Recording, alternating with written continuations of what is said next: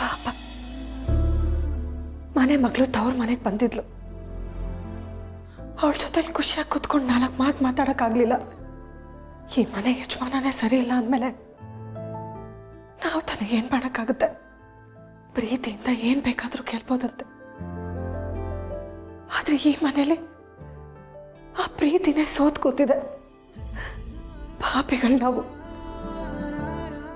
ಈ ಕಡೆ ಮನೆ ಸೊಸೆಗೆ ಅನ್ಯಾಯ ಆಗ್ತಿದ್ರು, ಮಗನ ಮೇಲೆ ದಬ್ಬಾಳಿಕೆ ಆಗ್ತಿದ್ರು. ಯಾವುದನ್ನು ನಮ್ಮ ಕೈಯಲ್ಲಿ ವಿರೋಧಿಸಕ್ಕಾಗ್ತಿಲ್ಲ.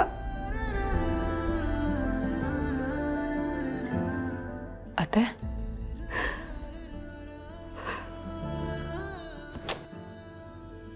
ಅತ್ತೆ ಪ್ಲೀಸ್ ನೀವು ಕಣ್ಣೀರು ಹಾಕಬೇಡಿ ಅತ್ತೆ. ಅಲ್ಲ, ನಿಮ್ಮ ನಗು ಮುಖ ನೋಡಿಕೊಂಡು ನಾನು ಧೈರ್ಯ ತಗೊಳ್ಳೋಣ ಅಂದ್ಕೊಂಡ್ರೆ ನೀವೇ ಹೇಗೆ ನಂಬಿಕೆ ಕಳ್ಕೊಂಡು ಕೂತಿದ್ದೀರಲ್ಲ. ನೋಡಿ, ಅದಕ್ಕೆ ಮನೆಗೆ ಹೋಗಾಯ್ತು. ಅವಳಿಗೆ ಇಲ್ಲಿ ನಡೆದಿರೋ ಯಾವ ವಿಷಯನೂ ಗೊತ್ತಾಗಿಲ್ಲ. ನೀವು ಯೋಚನೆ ಮಾಡಬೇಡಿ, ಹೀಗೆಲ್ಲ ಕಣ್ಣೀರು ಹಾಕಬಾರ್ದು.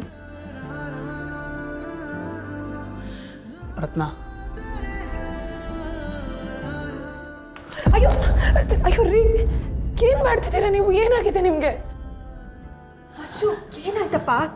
ಏನು ಹೇಳೋಣವ, ರತ್ನ ನನ್ನ ಪಾಲ್ಗೆ ಬರೀ ಎಂಡ್ರಾಗಲಿಲ್ಲ, ಇವತ್ತು ತಾಯಿ ಆಗ್ಬಿಟ್ಲು. ಗಂಡನ ಮನೆ ಕಷ್ಟನ ತವ್ರ ಮನೆಗೆ ಹೇಳ್ಬಾರ್ದು ಅಂತ ಸತಿ ಸಕ್ಕು ಬಾಯಿ ಕಾಲದಾಗ ಬದುಕುದನ್ನ ನಾನು ಕೇಳಿದ್ದೆ. ಅದನ್ನು ಬರೀ ಕೇಳಿದ್ದೆ. ಆದರೆ ಇವತ್ತು ನಾನು ನೋಡಿದ ಹೆಣ್ಣು ಅಂದರೆ ಅದು ರತ್ನನೇ. ನಮ್ಮ ಮನೇಲಿ ಇಷ್ಟೆಲ್ಲ ಕಷ್ಟ ಅನುಭವಿಸ್ತಿದ್ರು, ಪಾರು ಬಂದಾಗ ಅವಳ ಮುಂದೆ ಏನೂ ಆಗ್ದದಂಗೆ ನಡ್ಕೊಬಿಟ್ಲು. ಅದಕ್ಕೆ ರತ್ನನ ಕಾಲು ಬಿದ್ದು ಪಾದ ತೊಳೆದು ಆ ಪಾದದ ನೀರು ಕುಡಿದ್ರು ಕಮ್ಮಿನಯ್ಯ. ರೀ ಬಿಡ್ತು ಅನ್ನಿ, ಈ ಥರ ಎಲ್ಲ ಮಾತಾಡಬಾರ್ದು ನೀವು. ಗಂಡನ ಮನೆ ಮರ್ಯಾದೆ ತವ್ರ ಮನೆ ಮುಂದೆ ಯಾವತ್ತೂ ಕಡಿಮೆ ಆಗಬಾರ್ದು. ನನ್ನ ಅಣ್ಣ ಅದಕ್ಕೆ ಹೇಳ್ಕೊಟ್ಟಿರೋ ಸಂಸ್ಕಾರ ಇದು.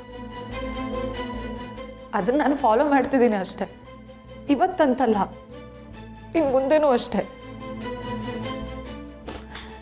ಈ ಮನೇಲಿ ನನಗಾಗ್ತಿರೋ ಅನ್ಯಾಯ ಆಗಲಿ, ನಿಮ್ಗಾಗ್ತಿರೋ ಅನ್ಯಾಯ ಆಗಲಿ, ನಾ ಮನೆಗೆ ತಿಳಿಸಲ್ಲ. ಆ ಮನೆಗೆ ನನಗೆ ಗೊತ್ತಾಗಕ್ಕೆ ಬಿಡಲ್ಲ. ನೀವು ಸಮಾಧಾನವಾಗಿರಿ, ಯೋಚನೆ ಮಾಡಬೇಡಿ ಆಯಿತಾ? ಹೆಣ್ಣೆತ್ತಿರೋರು ತನ್ನ ಮಗಳಿಗೆ ಮದುವೆ ಮಾಡಿಕೊಡ್ಬೇಕಾದ್ರೆ ಎಲ್ಲ ಕಡೆ ಪರೀಕ್ಷೆ ಮಾಡಿ ವಿಚಾರಿಸಿನ ಮದುವೆ ಮಾಡ್ತಾರೆ. ಆದರೆ ಈ ಪೇಪರಲ್ಲೆಲ್ಲ ಬರಲ್ವಾ, ಒಂದೇ ವಾರಕ್ಕೆ ಹುಡುಗಿ ಆತ್ಮಹತ್ಯೆ ಅಂತ. ಇದಕ್ಕೆಲ್ಲ ನಾವು ಹೆಣ್ಣಿನ ಮನೆಯವ್ರನ್ನ ದೂಷಿಸೋಕ್ಕಾಗತ್ತಾ? ಯಾವ ಹೆಣ್ಣೆತ್ತವ್ರಾಗಲಿ ತನ್ನ ಮಗಳು ಕಷ್ಟಪಡಲಿ ಅಂತ ನರಕಕ್ಕೆ ತುಡ್ತಾರೆ ಹೇಳಿ?